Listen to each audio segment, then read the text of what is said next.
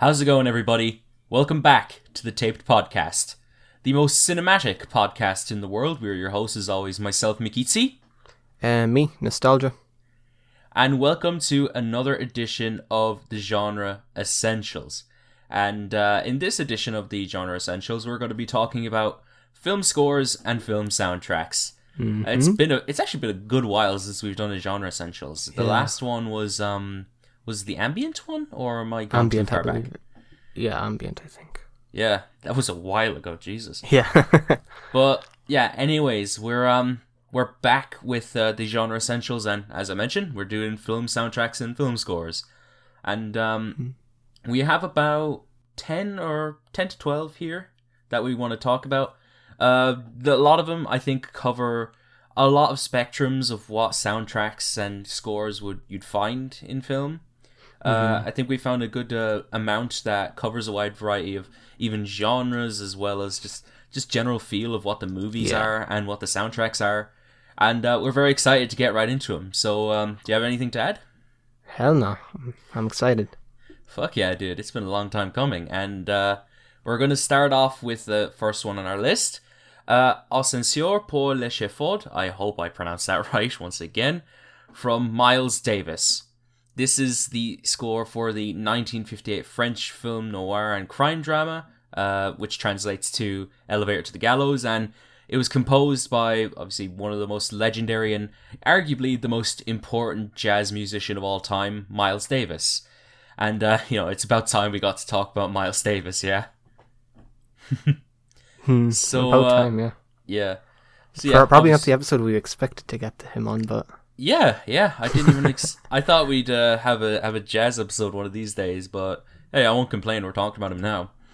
So if you're aware of the jazz sphere, then Miles Davis is a name that you should be familiar with. He's got some of the most groundbreaking, influential, and mind-blowing discographies in the jazz sphere. During his time, though, he was also no stranger to the odd film score here and there, and one such film he composed is the start off to our essentials, and that's Elevator to the Gallows. I cannot pronounce any French to save my life, so I'm just going to refer to it by its English title. The film itself, like I mentioned, is French film noir and crime drama. And the stereotype that we usually think of when these kinds of films are brought to the equation is the black and white cinematography, the lights in the big city the nights in the big city, my bad, with wet streets and this kind of odd feeling of loneliness that the setting conveys. Another trope is the backing of a very moody and dark jazz-like setting, which Miles Davis and his fellow musicians provide for this film. And someone on ROM said this, but it's just so true when you listen through it. It's the music that plays in your head just when you think about the phrase film noir. The music itself very much suits the atmosphere the movie presents. It's very moody, it's very somber, it's very nocturnal, and it's also just very lonely sounding. The lonely energy for me is is perfectly conveyed by the more slow-burning compositions, as well as Miles Davis's trumpet playing, which is very high up in the mix throughout the score. Honestly, that obviously doesn't even take away from what the other musicians do, like what Barney Woolen does on the tenor sax and what Pierre Michelot does on the double bass, as they just add to the atmosphere in the score for me. Miles apparently played the film for the other musicians, and they improvised on top of it for recording, and it sounds fantastic even after 60 years. Goes to show how timeless jazz can be. And Elevator to the Gallows is a really great score for the film of its type. Miles Davis and his band here did a fantastic job at conveying the setting that the movie itself portrays. It's probably one of the most definitive soundtracks that sound like it belongs in the film noir setting, and it's one of many great works from the catalogue of Miles Davis. And obviously it's an essential. It's great. I'll also refer to it by its English title just to be safe. Elevator to the Gallows, I think, is a fantastic project from Miles Davis that unfortunately and kind of expectedly gets kind of buried in his extensive and just iconic discography. But while it is a soundtrack at its core, I still think as a standalone album this thing is just fantastic, and definitely one of Miles's finer moments throughout his extensive career. It has a even without the context of the film, you can already kind of tell that this thing has a very cinematic and suspenseful and somber atmosphere. It really does sound like what I imagine walking through like a Parisian street in the 50s would have felt like. And the movie that it soundtracks, it definitely matches up. It's definitely one of, I think, what's the word, his most melancholy and his most nocturnal, I think is the right word, albums. It does feel kind of more gritty and more suspenseful and more dark than a lot of his other projects in the 50s. And, I think it really does a good job capturing the essence and the magic of the film. And while obviously Miles and his trumpet are center stage for a lot of this project, I definitely want to give a shout out to René Oettinger. The French pianist definitely does an incredible job to kind of add that French flair and charisma to the sound and the music and the atmosphere. And all in all, I don't think it's his best work. Miles Davis is certainly, he's got quite a catalogue, so that's not really saying much, but I think it's a really, really solid soundtrack album. It serves its purpose as both a soundtrack and as a standalone album perfectly. And yeah, I think that Miles Davis's talents were really well matched and put to very good use in the soundtracking of this here movie, which, by the way, was a pretty solid movie as well. Yeah, the movie's pretty good. And moving on to best and worst tracks, I am not going to be able to pronounce all of these. Fuck me. Générique, L'Assassinat de Carola, and Dîner au Motel. Least favorite track is Julien Don's Ascenceur. My favorite tracks are Générique, Sur l'autoroute, and Dîner au Motel. My least favorite track is Visite du Vigile. All right, we're not French. Pray that was yeah. Let's pray that was close enough. We're sorry to our French viewers. Anyways, we move straight on to the next soundtrack, and it's a big one. Released in 1966, alongside the Western film that needs no introduction. Yeah. From the legendary composer that needs no introduction. Yeah. It's the soundtrack to The Good, the Bad, and the Ugly by Ennio Morricone. Yeah. And my God, this thing is just... I hate that this word has lost all meaning, but epic. In terms of establishing cinematic atmospheres and just making motifs and just soundtracks stick with the listener for days and days after watching the film, I think Ennio is just the GOAT. This soundtrack is just absolutely fantastic. Its Mexican influenced compositions are just perfect for this type of movie. It is the quintessential Western soundtrack, and it, I think, forever will be. Tracks like the iconic main theme are just so intense, just so gritty and memorable, but just capture the essence of the film perfectly. And then there's the incredible Ecstasy of Gold, which is just so gorgeous. It's so powerful. It's so triumphant. We have other just standout moments like the trio or the Story of a Soldier even. There's just so many just standout tracks and pieces on this thing that it's just it's hard for any to really stand out, but as the three first ones I mentioned are definitely the big ones here. I mean, who doesn't instantly recognize the main title theme? It's just as iconic as I think film music can get. And that main motif just being heard throughout this entire project, I think, brings the whole thing together very, very nicely. Even at some simpler moments, you'll still hear that main motif at times, and you'll still kind of get brought back to the intensity of the film. It just is wrapped together very, very well. The wide array of instruments here, from the flute to the horns to even an ocarina, will, all help this album become just more than even the film itself. It kind of does have an identity of its own outside the film, just because of how special and iconic it is. It's It's amazing, and I'm sure a lot of people have, if not heard the project, are familiar with a lot of its more iconic pieces, even if they haven't watched the film.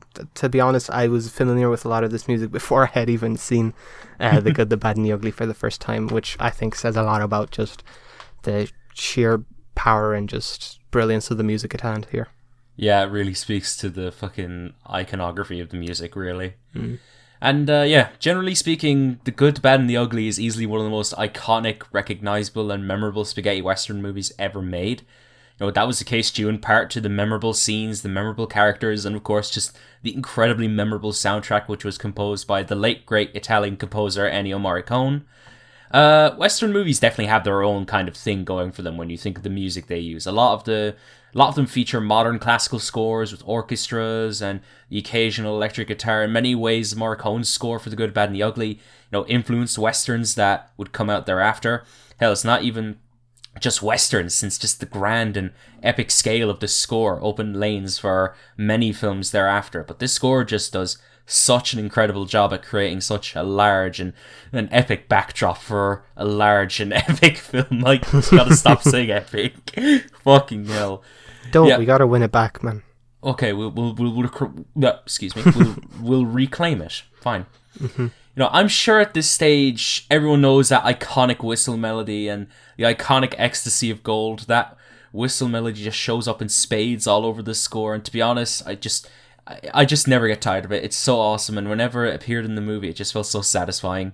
Throughout the soundtrack, you're hit with some modern classical, the occasional electric guitar, but also some Mexican music as well. And the soundtrack just does an amazing job at setting the tone and setting the atmosphere of the Western adventure. It just screams Western, and I always just picture the scenes that certain songs play out in the movie whenever I listen to this thing. So much of the film owes itself to the soundtrack and the way it embraces the triumph and the grandeur while the plot goes on, and generally speaking, it just sounds amazing, and it manages to capture the mood so gracefully. In many ways, the good, the bad, and the ugly is the definitive spaghetti western, and it also just happens to accompany the definitive spaghetti western movie. And we have Ennio Morricone to thank for this fantastic score for an equally fantastic movie. And as a whole, it's triumphant, it's memorable, it's grand, and it is most certainly incredible. I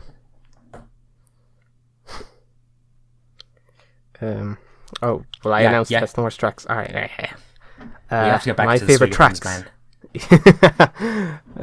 My favorite tracks on The Good, the Bad, and the Ugly are The Good, the Bad, and the Ugly, The Ecstasy of Gold, and The Trio.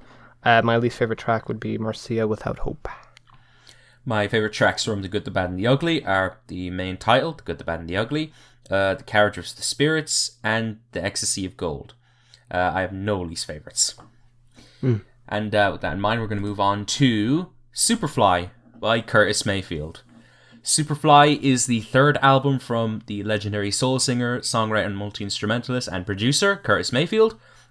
And it's, of course, the soundtrack to the blaxploitation and crime film of the same name. Superfly was one of many soundtracks from this list that I knew prior to the creation of this list, and Curtis Mayfield generally is an artist that I want to get more into since I absolutely love what he does for this very soundtrack. The movie, not so memorable. It's one of those instances where like the soundtrack kind of precedes the movie itself, and the movie's, it's not that great. I'm gonna be honest. But either way, the soundtrack fucking slaps. Superfly is one of those instances where it just absolutely works as both a soundtrack for the film, but also as a standalone album, since for me, Curtis Mayfield managed to create an album that manages to stay true and blue to the idea of the film soundtrack, while at the same time crafting it in such a way where it feels like a cohesive and well thought out body of work on its own. Plus, even if you didn't watch the film before listening to this, there's a sense of familiarity already with some of the tracks and standouts from this thing, since the song Pusher Man was probably in a shitload of films, which is how I recognized it, and he was absolutely sampled by so many hip-hop artists, most notably the title track was sampled by the Dust Brothers for the Beastie Boys' Paul's Boutique album. Amazing album, by the way. On top of all that, the music on Superfly is just stunning. The sounds of this album are primarily in the Chicago soul, funk lane, and it absolutely excels on delivering some incredibly infectious, lush, and just stunning material to to the table. The production is absolutely fantastic throughout this album. It's layered, it's textured with subtle psychedelia. It just sounds fresh, even nearly 50 years since its release. The instrumentation is just so slick, it's so groovy, and it's often just utterly infectious. And it's made even better by the the sound of Curtis Mayfield's slick vocals. He has a swagger about him that's just so charismatic, and his lyrics are also an interesting tie-in with the plot and the themes of the movie. Itself, it explores hustling, dealing. I like how Curtis offers kind of a sympathetic view on the dealers in some cases. Pimping, there's some political commentary thrown in there as well, and it's just written very well in my opinion. I don't have much else to say besides that. Superfly has an amazing soundtrack. It's up there with some of the best movie soundtracks of all time, and it's easily one of my favorites on the list.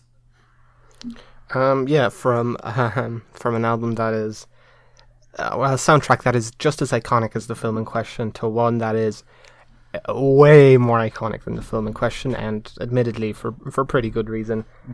Curtis Mayfield's Superfly is just one of the most iconic albums of the 1970s. It by far outgrossed the film that it accompanied, which definitely not surprising. And you know what? It's a fantastic project, and I don't think the quality of the film is representative of just how cool and fun and fresh and just out there this project is, because the film in question is a little fucking drab. But this album is just 35 minutes of just some of the smoothest and funkiest soul I've ever heard. It's crucially more than just a feel-good Chicago soul album, as behind Curtis Mayfield's fervent and feel-good vocals are some of the best lyricism I think I've heard in an album of this style. It really goes into depth about the problems that the movie also goes into depth with, drug dealing and just the life that comes with that. And I think this album really shows the details of the world of drug dealing and crime from the views of the dealers themselves. Showcasing things the way they are, oftentimes not as romanticized as they are in film and cinema. And the social commentary on here I think is very effective. It's presented in a way that doesn't take away from the fun and the enjoyment of the music. And it's a very, very good album. I think it covers its bases throughout. It's just got great lyrics, fucking incredible vocals from Curtis Mayfield. Instrumentally, it's just addicting as fuck. And if you haven't watched the film, I'd recommend just pretending it doesn't exist, because you really won't get anything out of it. You really won't. It's not that great. The soundtrack, absolutely recommend it. It's just some of the best the 70s has to offer, and yeah, it's a fantastic project. Abso-fucking-lutely. My favourite tracks from Superfly are Little Child Running Wild, Pusherman, and Freddy's Dead. I have no least favourites. My favourite tracks on Superfly are Pusherman, Freddy's Dead, and Superfly. No least favourites. Right, Mick. We're gonna move on to a bit of a niche one. This one it's called Star Wars. Something called Star Wars. Oh, that's weird. Apparently, I don't think I'm looking it up now. I don't think I've ever heard of that, actually. Wow. It's the soundtrack to a film released in 1977 by George Lucas. George Lucas? I'm not familiar with the film. But anyways, I did listen to the soundtrack, and okay. Gorge. I'm not gonna keep this going. Gorge Lucas. I'm sorry. It's not even funny. Why am I laughing? Keep going. Ignore me. Okay. Jokes aside, maybe it's because I'm such a huge Star Wars fan, but whenever I think of movie soundtrack, this is usually the one that comes to mind for me. It's beyond iconic.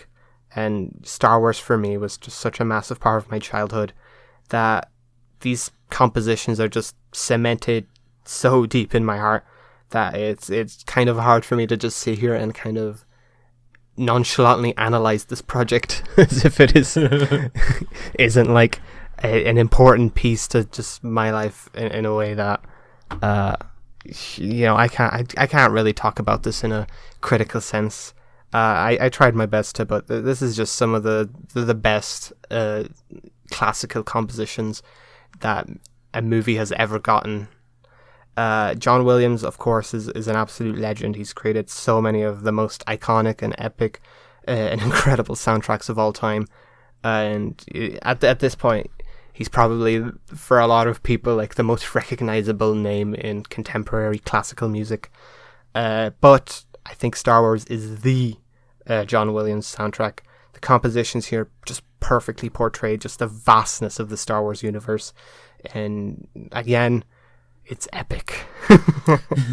Don't laugh, we're reclaiming it. Yeah, even for someone who's admittedly not the biggest fan of just classical music, obviously I have a great respect for classical music, but I can't imagine myself ever wanting to sit down and just listen to a classical piece or extended classical project. This thing is just, it's so enthralling, it's so just incredible, it's so epic, and every single composition just brings up just vivid imagery of what the film is offering at the moment that the song is playing. It's the soundtrack to me. It's not always going to be the album that I would sit down and listen to outside of the context of the film, but in the context of the film, I think just this is as iconic as it gets.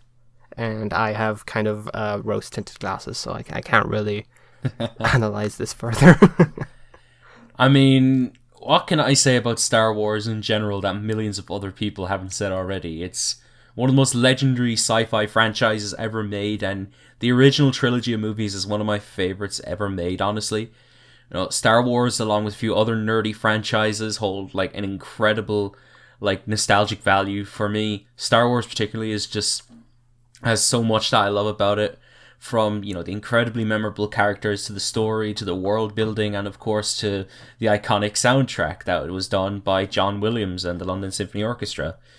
John Williams generally is a huge name when it comes to film scores. He scored movies like Indiana Jones, Jaws, E.T., Schindler's List, Jurassic Park, and of course Star Wars, and Harry Potter as well. And Harry Potter, That's an amazing soundtrack. Yeah, true. It's been fucking years since I've watched Harry Potter, Jesus Christ. Yeah. And with me being the biased Star Wars nerd, I love Star Wars soundtrack the most out of any of John Williams' soundtracks. Now, each song in this soundtrack is incredibly iconic, to say the least, and when you turn it on, you can pretty much just picture the scenes and the sequences in which a certain song appeared. The orchestral sound of this album is just, obviously, it's cinematic, it's incredibly timeless. It was the right call to choose an orchestral soundtrack and not date it directly to the period from whence it came.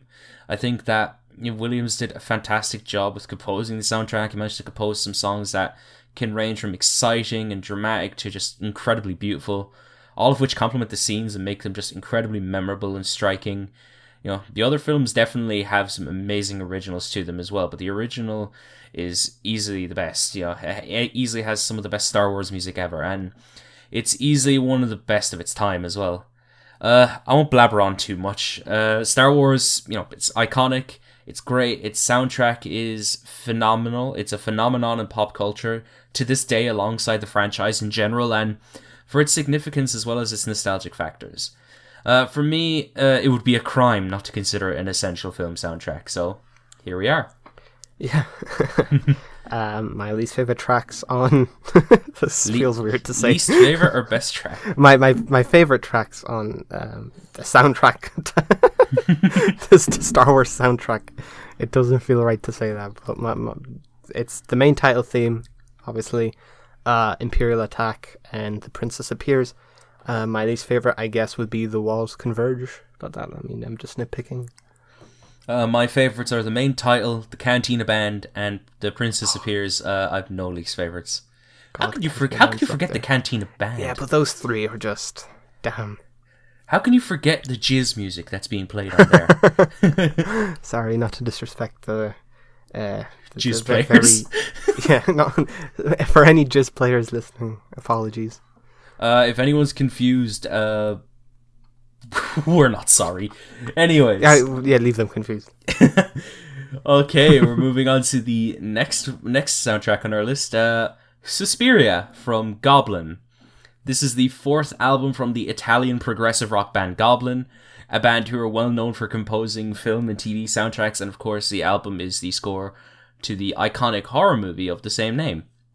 You know, of course, the horror genre in general is home to some incredibly memorable and iconic soundtracks for films such as Halloween, The Shining, Psycho, Nightmare on Elm Street, and many more.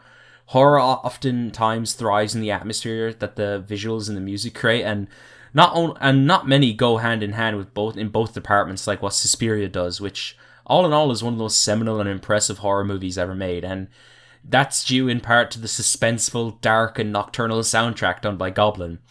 Now, on its own, Suspiria is very dense when it comes to its production and its music. The instrumentation relied on a lot of prog rock instrumentation, as well as a bit of horror synth, and the band managed to craft something that feels very fitting for the visuals of the movie. I can't talk enough about the visuals for the movie. They are fucking stunning. There's genuinely some fantastic tracks in here for me, and while there were a couple of moments that didn't really click with me all that well and kind of seemed weird in execution, those moments were few and far in between, since the rest is just fuckage. The sound, it's dark, it's nocturnal, it's pretty unpredictable, and most of all, it's pretty damn spooky. The eeriness of this thing is admirable, and of course it adds so much to the movie's effectiveness and coincides with it perfectly. It may not be one of my absolute favorites, but I still think it's really damn good, and there's a reason why it should be considered an essential. Also, watch the fucking movie. Yeah. A horror movie score, I think the main purpose of a horror movie score is oftentimes a little more clearly defined than other film genres. It has to be unsettling, it has to add suspense, and it has to establish a dark atmosphere, and then you're golden. But from there you can really kind of take creative liberty, and that's exactly what Goblin did with the Suspiria soundtrack. It perhaps is the most fitting soundtrack imaginable for a film like Suspiria, a film that builds its atmosphere and suspense in just a truly chaotic way, whereas a lot of other iconic horror soundtracks, the Halloween one comes to mind, build suspense in a very subtle and unnerving way. This one is just balls to the wall crazy. It's like a panic attack put into film form. It perfectly represents just how wild and chaotic and just unnerving the film can be, and at its best moments it's some of the darkest, most sinister and simply most terrifying prog rock I've ever heard in my life. It really just adds so much to the very visceral nature of the film. Listening to this project, I don't know what the experience would have been like without having watched the film, but nonetheless I'd recommend this project. But having watched the film, it really just conjures up images of the very unsettling yet vibrant colours seen throughout Suspiria. It's just so chaotic, so anxiety inducing, and it really stands out among horror movie soundtracks, and honestly soundtracks in general, as just being perhaps one of the most bizarre ones. When you're thinking about a horror soundtrack, you wouldn't immediately think to hire a prog band to get the job done, but I think just this is just so perfect, so unique. As a standalone album, I've listened to it so many times since having watched the film, and it just holds up in every department. It's a fantastic soundtrack, a fantastic standalone album to a fantastic film. Yeah. Favorite tracks from Suspiria are Witch, Black Forest, and Blind Concert. If I had to pick a least favorite, I would go with Suspiria. My favorite tracks... What? Wait, what? Yes. My favorite track is Suspiria, Marcos, and Black Forest.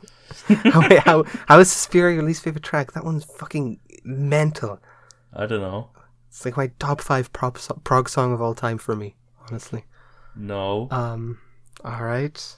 Don't listen to Mick, guys. If you're going to listen to one track, listen to the title track. Okay, just fuck me, I guess. Don't listen to Mick, dude. Okay, just fuck me, I guess. Mix on acid. Alright. next up we have another big boy. Another big boy. Alexa, what could I have possibly said that sounded like Alexa? Did your Alexa actually turn on? I do have a skill you might like. Alexa, stop. I'm keeping that in. Yeah, do.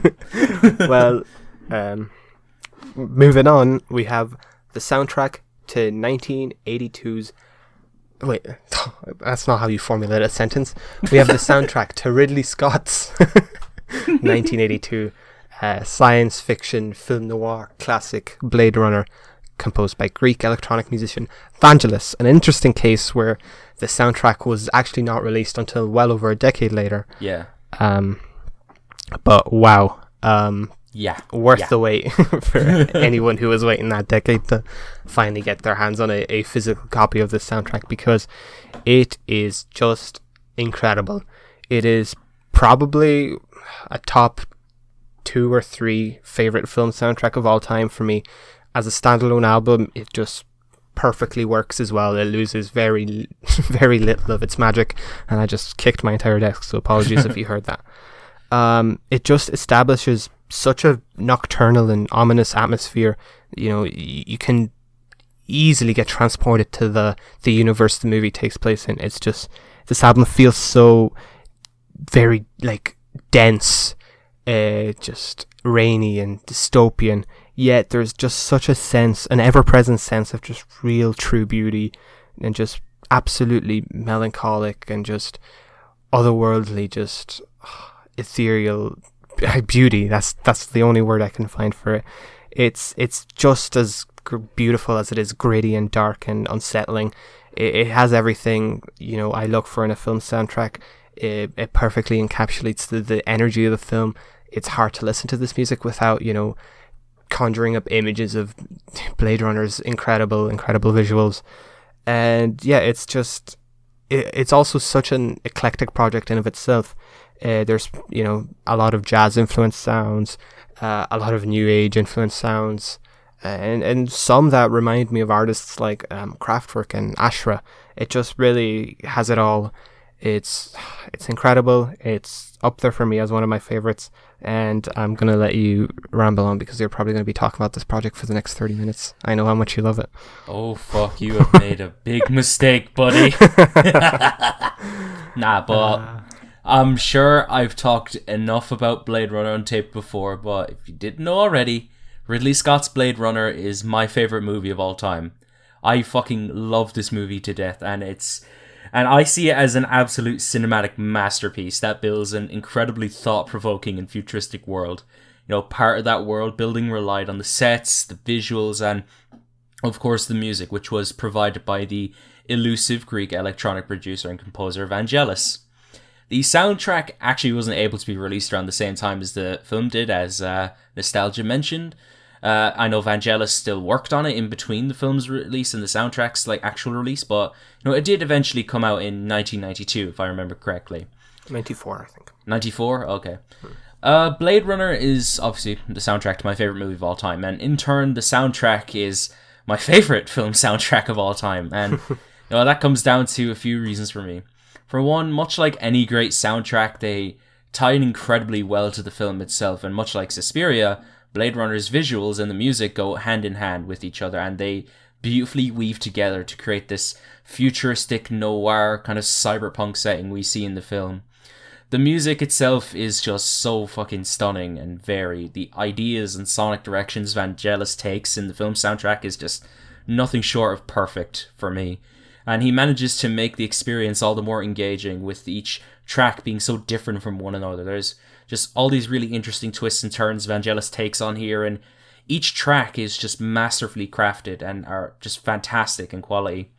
The production on the soundtrack is fucking incredible. It's spacey, it's intricate, it's dense, and the textures here have aged amazingly. So much so that it still sounds incredibly futuristic to this day, in my opinion. The whole thing just sounds so grandiose and euphoric, and there are moments on here that manage to create an emotional weight that just aims to get a response from the listener, and it works wonders for me since I just feel so immersed in the soundscapes that are present. Not to mention the sound bites that Vangelis takes from the film give off a kind of new sense of immersion and familiarity to the tracks, especially if you've seen the films. So yeah, every track in this thing is incredible to me. I absolutely adore this thing. I love the way it sounds. I love every single song on here. And I absolutely adore the soundtrack as much as I adore the film. It just screams sci-fi and retrofuturism, and I love it. It would be a fucking crime not to consider it an essential, in my opinion.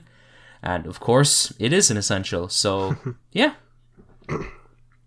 Right. My favorite tracks were main titles, Love Theme, and, of course, Tears and Rain. And least favorite track, I guess One More Kiss Dear, maybe, if I had to pick. Oh, man, what the fuck? Okay, best tracks, I love all of them, but I'm going to get through a few that stand out.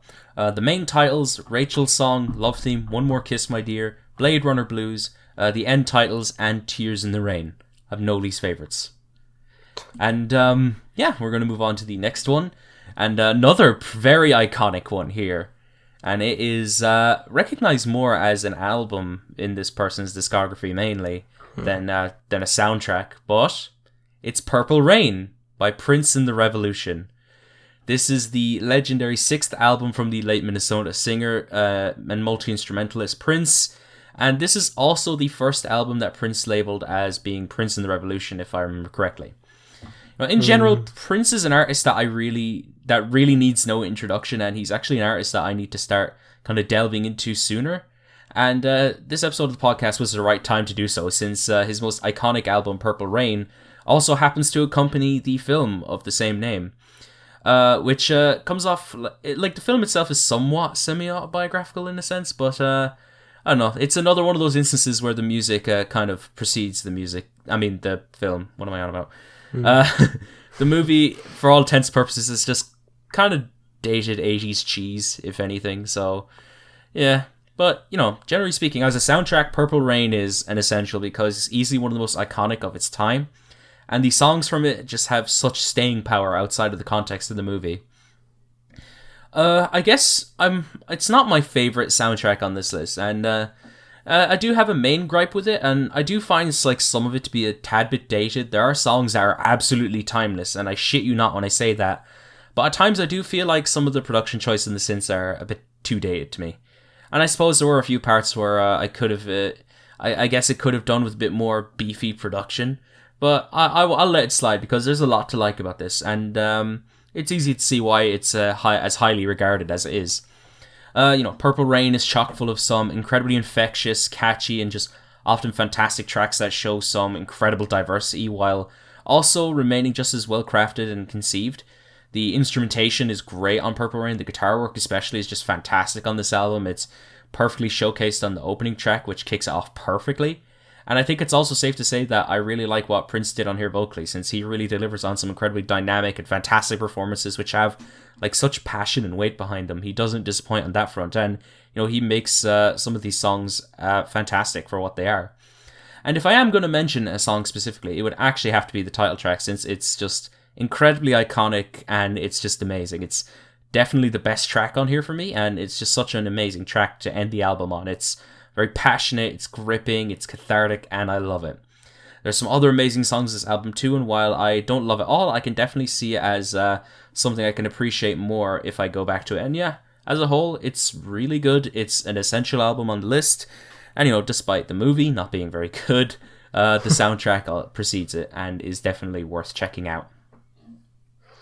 Yeah, Purple Rain, one of the most iconic pop albums of all time from one of the most iconic pop artists of all time, and it's also the soundtrack, believe it or not, to a film of the same name. A lot of the albums we're going to be talking about here are still very much listenable without having seen the movies they accompany, but a lot of the time having seen the movie does add a certain amount of context to the albums, which slightly alters the listening experience. With Purple Rain, this is certainly not the case. The movie really does nothing to, give me much new outlook on the album. Maybe it's got something to do with the fact that the movie isn't great, or maybe it's got something to do with the fact that every song on here is just an absolute classic in of itself. And, it's just an album of pop rock hit after hit, and just synth funk goodness from start to finish. And honestly, this album, above everything else, is just really fun. Like, really, really fun. You really don't need to watch the movie to enjoy what this album has to offer, because honestly, the movie is just kind of one big music video and just one big excuse to just play all of these songs. That's True. all the movie is. That's literally it. Just no substance to it. Just listen to the album. It's so fucking cheesy as well. Yeah, instrumentally, this project it's very 80s. And, you know, while I certainly wouldn't say it aged bad, it is a little, you know, of its time. It because of this, it definitely does have its very cheesy moments as well. But, you know, Prince's vocals and his performances throughout just at their best are just breathtakingly impressive and amazing and just iconic. His charisma on here is just so ever present. Instrumentally, it just above all else, again, is just fun as fuck and really well crafted. And, you know, I do think this album is a tad bit overrated. I do think it's not perfect. I do think that there are a lot of pop albums that kind of deserve the title of, you know, the pop album more so than this one, even though this one usually gets that recognition from a lot of people. I still think it's a must-hear album, and its best moments, I cannot undermine them enough. Like, I cannot undermine them at all. This album is just, it's a little dated and a little inconsistent mostly because of one track that I absolutely despise. But for the most part, I think it's still a very fun and iconic project that I can't really hate. All right. My favorite tracks from Purple Rain are Let's Go Crazy, When Doves Fly, and Purple Rain. My least favorite track is Take Me With You. Oh, my favorite tracks are Take Me With You, When Doves Cry, and Purple Rain. My least favorite track... Is it not Fly? Or am I crazy? When Doves Fly. Is it Doves Fly or Cry? Because I have Doves Fly in my notes. It's Cry, I'm pretty sure. Okay. But now you have me second guessing, but I'm pretty sure it's Cry. I'll look it up. My least favorite track is Darling Nikki, a track that I really don't care for at all. Right. Next up, we have the soundtrack to a film I haven't heard. I haven't watched. Haven't heard. I haven't. This is how fucking weird. Also, you're so right. You're right. It's When Doves Cry. We're so deep in the music, in the music sphere that we're listening to movies instead of watching them. Anyways, it's the soundtrack to the film, The Last Temptation of Christ. The soundtrack album is called Passion. It is by the legendary English singer-songwriter Peter Gabriel, and wow, is this thing good. However, I can only really talk about this from the context of someone who hasn't watched the film. But even then, as a standalone project, this thing is very, very solid. You know, I don't care what people say about Genesis or Peter Gabriel. I fucking love both of them, and I think that Gabriel is just a fucking musical genius, and this is perhaps one of his most impressive achievements. And what I imagine, it has to be a captivating score, if even by itself, without the context of the film. It just transports me to, you know, such a mystical and just somber and just incredibly lush world. What he manages to put together on Passion is just nothing short of spectacular. He just combines influence after influence into just one truly powerful album, which just perfectly kind of paints a picture of like the Middle Eastern region and just all of its beauty and all of its nature and everything that it encapsulates, and, you know, kind of sets a foundation for where the film takes place. There's just so much on here to love. There's very meditative ambient passages. There's a lot of influences taken from Turkish and Kurdish folk music, a lot of Arabic music qualities.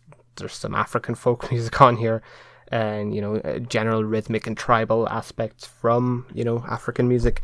And they're all intertwined onto this project into just one truly massive just undertaking, and it's executed perfectly. seamlessly all of these genres just intertwine and just create something that is just so hauntingly beautiful. I am kind of unfamiliar with, the movie. I know it's about Jesus. I did religion in school, so kind of pretty much saw the film already. Anyways, I'm gonna let you take the stage and kind of, because you've watched the film, and give that context. Yeah, okay. So yeah, this movie particularly is probably like the most random one on the list in terms of context, since it's a Peter Gabriel made soundtrack for a Martin Scorsese directed film about the death and crucifixion of Jesus Christ, starring Willem Dafoe, Harvey Keitel, and David Bowie. Just to get a bit off topic about the music, and real quick, I want to mention the film because honestly, I found it to be one of the most interesting movies on the list in terms of what it tries to convey in the narrative. Out of all the movies I've seen that depicts the story of Jesus, his death and his resurrection, this one has to be the most human portrayal of Jesus' life I've seen. Like, growing up in a Catholic parish and, learning about the story of the Last Temptation, you only really get the surface level story of Jesus overcoming this and accepting his fate, and, people always prioritize, like, the supernatural over the human, but on here you actually, see emotional conflict and doubts from him. It's really interesting in how it humanizes a figure that is just often separated from humanity.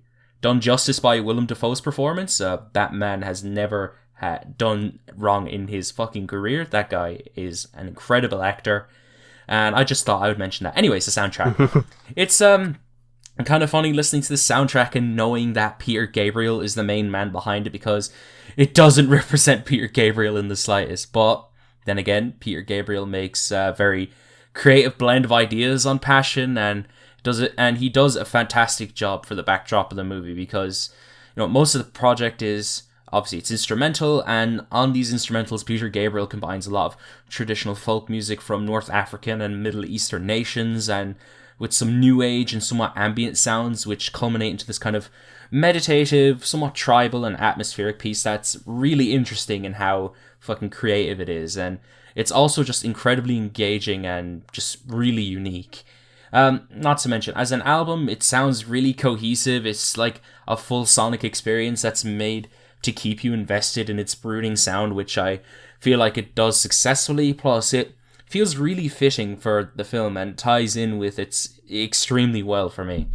And just to mention this in the context of Peter Gabriel's work, obviously I've heard his work with Genesis, I've heard his solo pop work, and of course this definitely ranks as one of his most unique and probably one of his best in his discography for me. And it just plays to the talents of Peter Gabriel and what he was able to achieve in his career. It's honestly, and it's great. Like, it's great on its own. And Peter Gabriel, I will agree with you, he's a fucking musical genius. And all in all, from the film to its soundtrack, the entire Last Temptation of the Christ is interesting. The movie is definitely something I think people should see at least once, and the soundtrack is also getting a fat wreck from me, since it's easily one of the most interesting soundtracks from this list sonically. Mm-hmm. And my favourite tracks on Peter Gabriel's Passion were The Feeling Begins, A Different Drum, and Czar. My least favourite track is Gets the Main, or whatever. My favourite tracks from Passion are The Feeling Begins, Of These Hope, and Passion. I have no least favourite tracks. And we're going to be moving on to Selmasongs from Bjork. Selmasongs is the soundtrack of the 2000 movie Dancer in the Dark, whose soundtrack was made by the film's main star as well, the legendary Icelandic singer, songwriter, and producer, Bjork. Actress too, yes. So, I was very excited to check this out, especially since, for one, the film is great. It's one that I'd recommend, but cautiously as well, since it's really fucking depressing. And another reason is because I love Björk's music, and I had yet to hear this soundtrack on its own. Also, check out the Björk Worst Best. We did it ages ago. So, yeah. Yeah, after hearing it and trying out on its own for the first time, I have to say, it's really good. It definitely feels like a Björk project, and it's at times really adventurous in what it tries to try to do when we think of, say, the like musicals and that kind of side of film soundtracks. Generally, I'm not really huge on musicals. A lot of them just don't do shit for me, but this one is, it's definitely one of the best, I'd say. Personally, I don't find every song in the thing memorable. Some of it kind of feels like a film soundtrack pastiche, but that's very little of it, to be fair, and what I did love about it is honestly phenomenal. The music itself sounds really grand and often over the top, but it does feel distinct to Bjork's own works too, since you can hear elements of her art pop sounds bleed through the tracks, which I will not complain about when the tracks turn out as spectacular as some do on Selmasongs. There's moments on here where the songs are literally built from these environmental sounds, using sounds as a rhythm and as percussive ideas, and when it all comes together, it sounds fantastic and makes for some of the most interesting and unique tracks that Bjork has ever made. Plus, some of the more grandiose and more straightforward moments are incredible on this thing, especially the little duet that Bjork does with none other than Tom York of Radiohead. The soundtrack sounds great as a whole. It fits the movie incredibly well, and given how much I enjoyed the movie, the tracks that turn up on here are instantly recognizable as to what sequence they appeared in. Personally, I wouldn't call it some of Bjork's best bodies of work, since there's a lot more that I prefer, but either way, I still think it's worth checking out, and it has some incredible tracks, some incredibly unique and fantastic tracks. As well as that, that's why it's essential.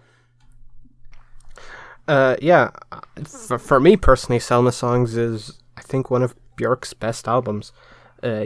Oftentimes it kind of gets overlooked simply because it is a soundtrack album. But I think it represents a lot of what I like in Bjork's music. Films. Filmmaking. Wow. And also, it's very, as you said, kind of musical inspired. Cinematic nature is just, I think, works very well for Bjork's style. Her vocals have always, to me, sounded very cinematic. And so I think the combination of the two is just as seamless as it gets. Just like Dancer in the Dark, Selmasongs is dark. In fact, it's probably one of Bjork's most unsettling projects. It's the more attention you give it, the more you notice kind of little niche intricacies that add to just the depth and the darkness of this project. And obviously, haven't seen the film in hand, you kind of know what you're getting into. The film is probably the most depressing thing I've ever watched, and Bjork puts on one of the best acting performances I've ever seen. So, props to her, multi-talented, I guess. kind of like Donald Glover, but Icelandic, Icelandic Donald Glover. Alright, and back to the album. At face value, it's very orchestral, it's very theatrical and almost fabulous, but it does have a lot of very unnerving underlining features to both, Bjork's songwriting, to her vocal performances. You can almost feel the pain in her voice throughout a lot of these tracks, and it just adds a lot of intensity, especially when heard while watching the film and during some of its more depressing and dark and intense parts. I think Bjork's music is kind of like a shining light of sorts throughout the film, and compositionally, a lot of the tracks on here kind of, indicative of Bjork's other projects and, her sound in general. But, as you said, the way that they incorporated like themes in the music, even if it's like the sounds of the factory turning into the percussion works for, some of the music on this album, it's just, I think it really perfectly writes the line between film soundtrack and standalone album. As a standalone album, I don't think it loses any of its quality, but those like subtle nods to the film and the underlying themes that are present throughout the film, I think perfectly blend between the two aspects of this album. And for me, I think it's a great album. I would recommend it to absolutely any Bjork fan, because if you're a fan of her other projects, I don't think there's anything about this album that you straight up wouldn't like. And for me, I think it's a great project, an incredible film, and one I kind of would recommend people check out, but also be prepared to not feel very good after. Please be cautious. I was destroyed after a week. Yeah. Okay, so favorite tracks from Selmasongs are Gewalda, I've Seen It All, and New World. My least favorite is 107 Steps. My favorite tracks are Kvalda, I've Seen It All, and New World. My least favorite track, however, is Overture. Right. And next up, we have a film score. Particularly, I thought I thought it was a soundtrack, but no, it's a score by the legendary French electronic music / pop duo Air, released as a soundtrack for the score for the 1990 film directed by Sofia Coppola, The Virgin Suicides. And wow, this is, I think, probably as a standalone album, I think out of all of these, this is the most effective. Even when it's heard during the film, it's to me, it just still sounds like a standalone album. It's probably the finest project I've heard from Air.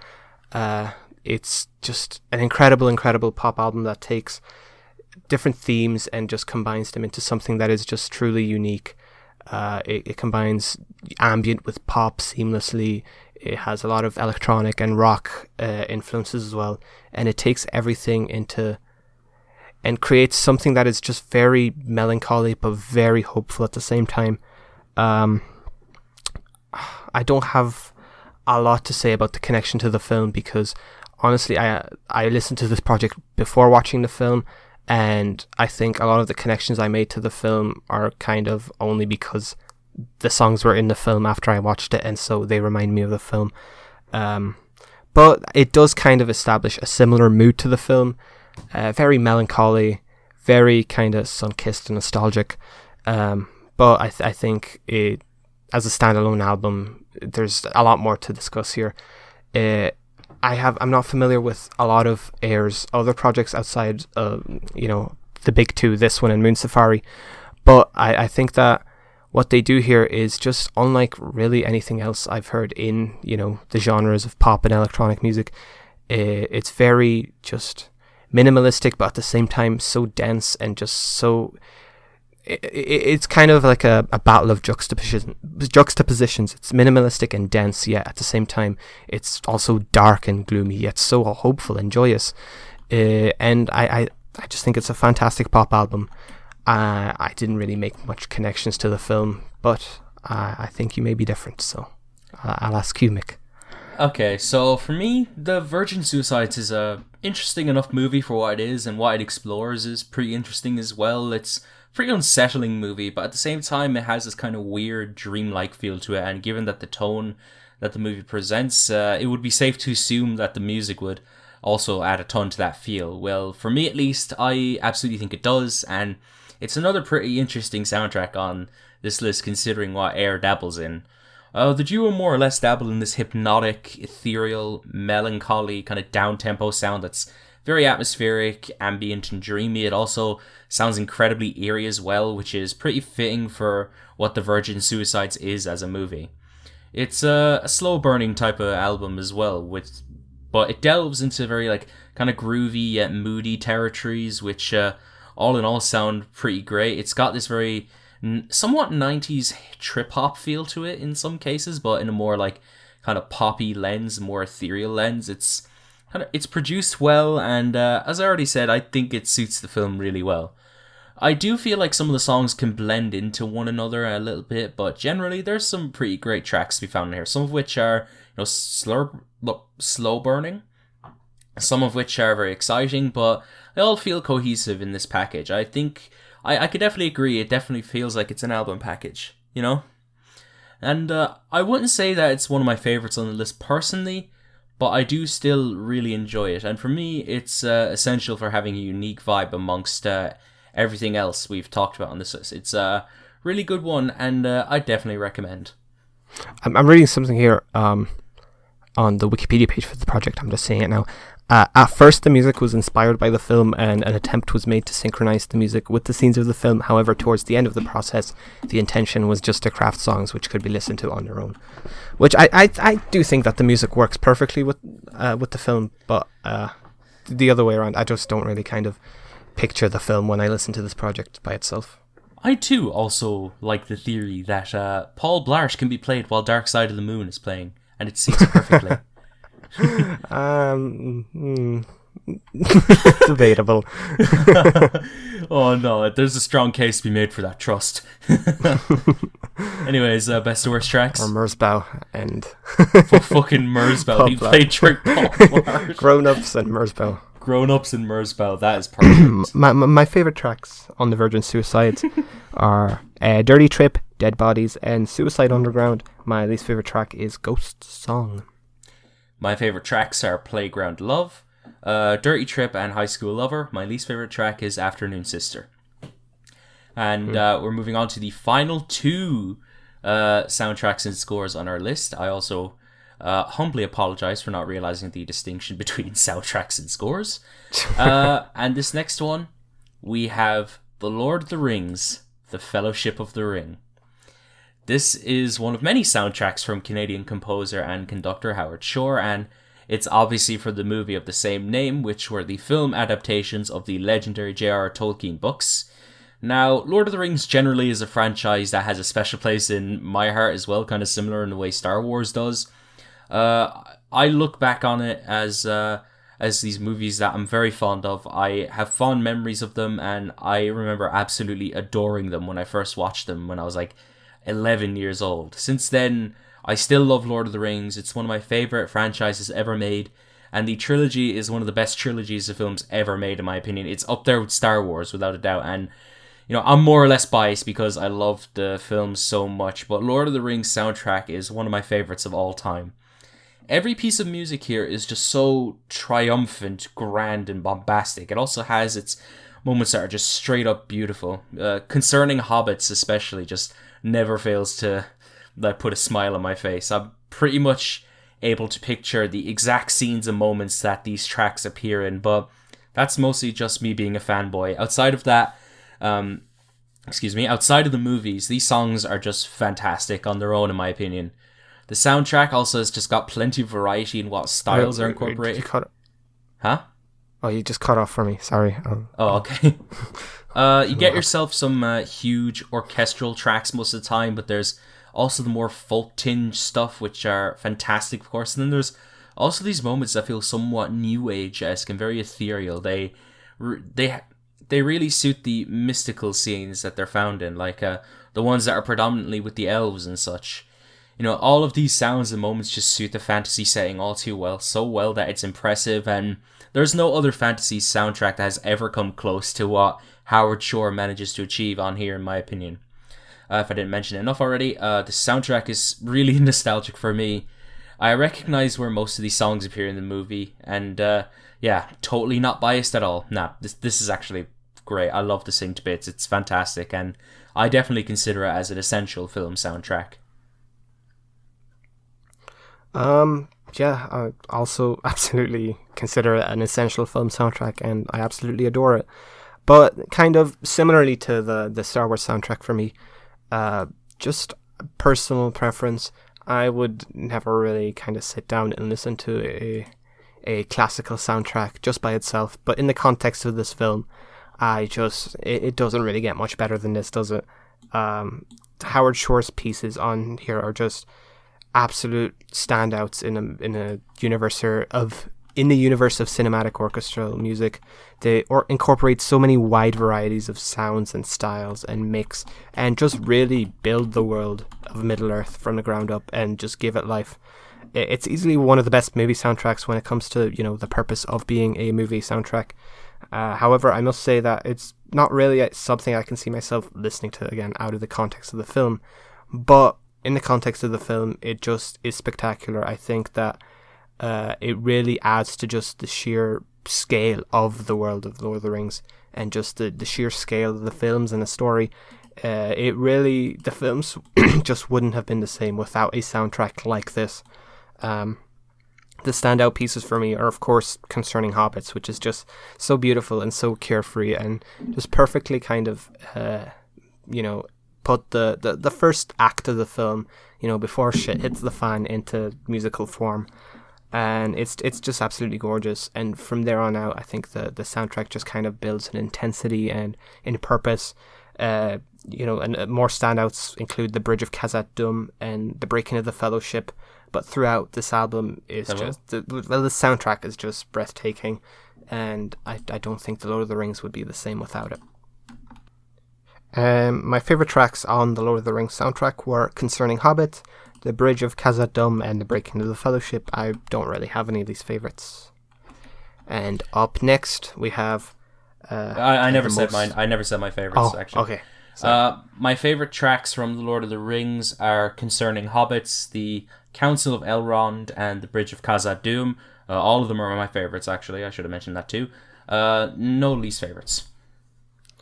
And we move on to the last soundtrack and the last album.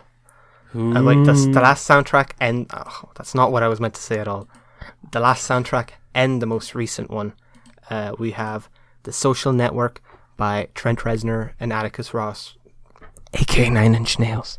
The soundtrack to the 2010 film of the same name, a biopic on the life and the early life of Mark Zuckerberg and how Facebook came to be. To me, the soundtrack, in the context of the film, is just really solid, and it definitely has a very unique presence throughout the film.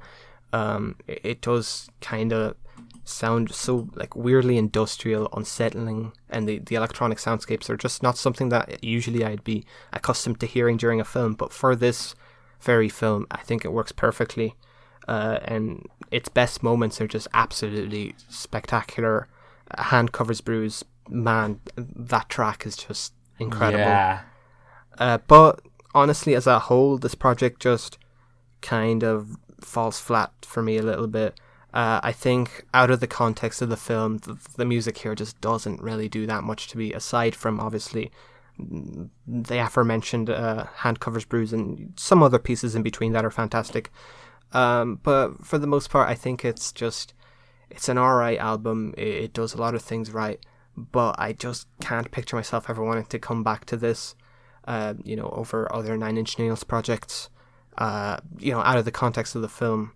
But again, for what it does to the film, I still have to give it, its due praise, because it really does set a very unique atmosphere, and it really is a unique soundtrack. It's not, your standard, modern classical soundtrack. It definitely takes a very unique spin, and I think that it works very well with, what the movie is portraying, and the overall aesthetic and the atmosphere of the film. But would I listen to this project by itself? Probably just a few of the highlights, not really the deep cuts. Yeah, I'm right there with you, actually. So, I'm a Nine Inch Nails fan. Trent and Atticus have made some great music over the years, and I was pretty excited to listen to the Social Network soundtrack by default. Based on what Trent and Atticus are known for and what I've heard from them when, Atticus has been more frequent in Nine Inch Nails' discography. I was pretty much expecting something that leans more into their kind of predominantly ambient works, and I was right in that assessment, and generally I think that it's a really good backdrop to a film that I enjoyed thoroughly.